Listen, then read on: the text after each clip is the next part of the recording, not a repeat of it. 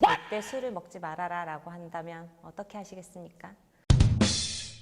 안녕하세요. 와인과 썸 타는 여자 왓썸녀 썸입니다. 반갑습니다. 여러분, 여러분에게 누군가 20살 때부터 너희 34살이 될 때까지 절대 술을 먹지 말아라 라고 한다면 어떻게 하시겠습니까? 저는 들고 일어날 겁니다. 오늘은 실제로 그런 일이 가능하게 했던 미국의 금주법에 대해 이야기를 해볼까 합니다. 정말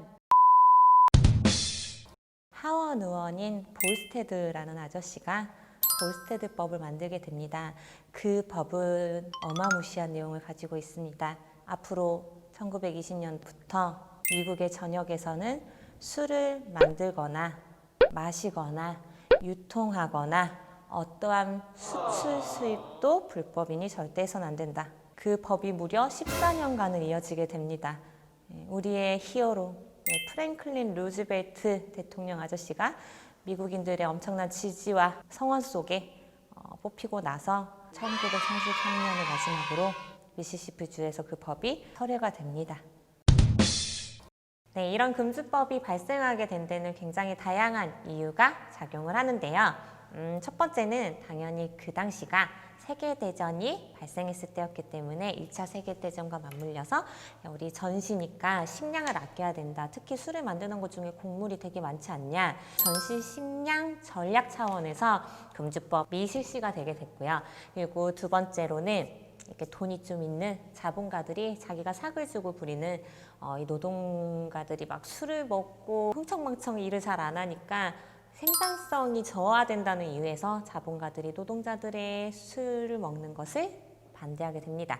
그리고 세 번째, 약간 반이민주의자, 인종차별주의자들이 아일랜드계 사람들이 들어와가지고 일하고 술 먹고 노래 부르고 막 이런 모습들이 너무 보기가 싫은 거죠. 그래서 반대. 그리고 네 번째도 되게 재밌는 것 같아요. 이 이유는 실제로 독일이 약간 맥주로 유명하잖아요. 그래서 독일 맥주 산업을 고사시키고자 그리고 이 독일의 맥주를 좀 사람들이 반감을 가지게 되면서 이 금주법을 굉장히 적극적으로 동참을 하게 됩니다. 여러분도 아시다시피 독일이 세계대전을 일으킨 전범 국가니까요. 그래서 이런 여러 가지 다양한 이유로 금주법이 실시가 되는데 이 금주법이 실시가 되고 나서 굉장히 다양한 사회 분야에서 어떤 악영향들이 발견이 되기 시작을 합니다. 실제로 법이 실시가 되니까 가난한 사람들이 사실 술을 더 찾을 때가 많잖아요. 일하면 힘드니까. 여러분도 잘 아시죠? 일하고 나서 소주 한 잔, 맥주 한 잔 하면 그렇게 달아요. 특히 일이 고된 날. 네, 이 가난한 사람들은 밀주한 술을 먹게 되는데 이 밀주했다는 말 자체가 몰래 술을 만들었다는 뜻이죠. 밀주 진을 많이 먹게 돼요. 진이라는 거는 저도 좀 좋아하는데 마티니라는 술이 있어요. 그 마티니를 만드는 베이스가 진이라는 술이에요. 어쨌든 이 밀주 진을 먹게 됩니다. 근데 부자들은 되게 당당하게 술 먹어요. 지금이나 여한 다를 게 없는 게 경찰관도 알면서도 모르는 척 해줘요. 부자들은 자기만의 개인 클럽을 운영해요. 그러니까 합법적이지 않지만 몰래 숨어가지고 하는 술집 있잖아요. 가보면 간판도 없지만 문을 열어보면 소명도 있고 막 바텐더도 있고 술도 있고 이런 무허가 술집을 운영을 하게 됩니다. 이게 바로 스피기지바의 시작이에요. 스피기지바가 전 세계적으로 유행을 하게 됐는데 이거의 시작이 바로 이 금주법으로 인해서 부자들이 운영하던 개인 클럽에서 시작이 됐다는 거죠. 네, 되게 재밌지 않나요? 그리고 의사랑 약사는 한술 더 떠요. 이제 약사는 의료용 알코올들이 있을 거 아니에요. 소독용 알코올이건 자기들이 가지고 있는 선에서 알코올을 뽑아낼 수 있는 모든 것에서 알코올을 총동원해서 뽑기 시작합니다. 판매하려고 엄청나게 비싸게 팔렸거든요.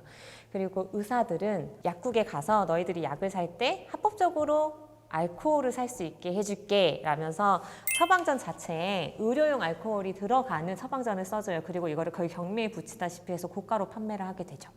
되게 재밌죠.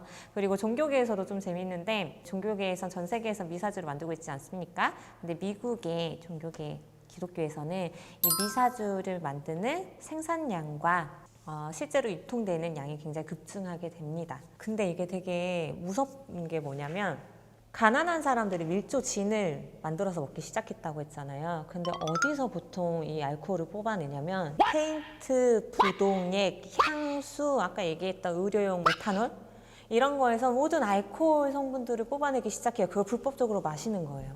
이거가 사실 미국에서는 어떻게 발표를 했었냐면 우리가 이렇게 오랫동안 금주법을 실시하면서 이런 술로 인해서 사망한 사망자 수가 급격히 줄었다라고 발표했지만 이건 정말 말도 안 되는 소리였어요. 왜냐면 이 불법적으로 추출한 알코올을 마시고 사망한 사람이 14년간 35,000명.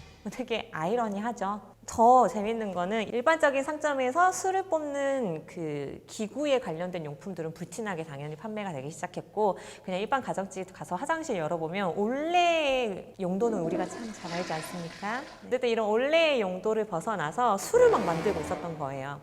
그래서 일반 가정집의 화장실은 술 양조장이 됐어요. 그래서 이렇게 14년간을 어떻게든 버텨냈어요. 정말 대단합니다, 미국 시민 여러분. 근데 이 금주법이 시행되기 바로 이전에 캘리포니아 자체에서는 골드러시라든지 여러 가지 어떤 사회 경제적인 문제 때문에도 이 와인 산업이 굉장히 크게 발전하고 있었던 때입니다.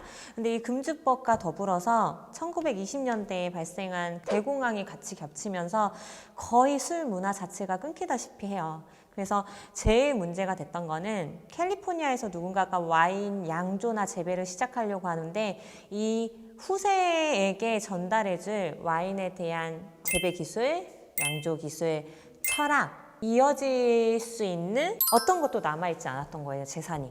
그래서 처음에 시작할 때 여러분이 가장 잘 아는 캘리포니아의 와인 선구자라고 하는 로버트 먼답이라거나 갤로사의 갤로 형제도 처음에 책을 보고 시작했대요. 오늘 제가 가지고 온 와인은 로버트 먼다비의 아들이 이끌고 만들고 있는 마이클 먼다비의 스펠바운드 티시라라는 와인입니다.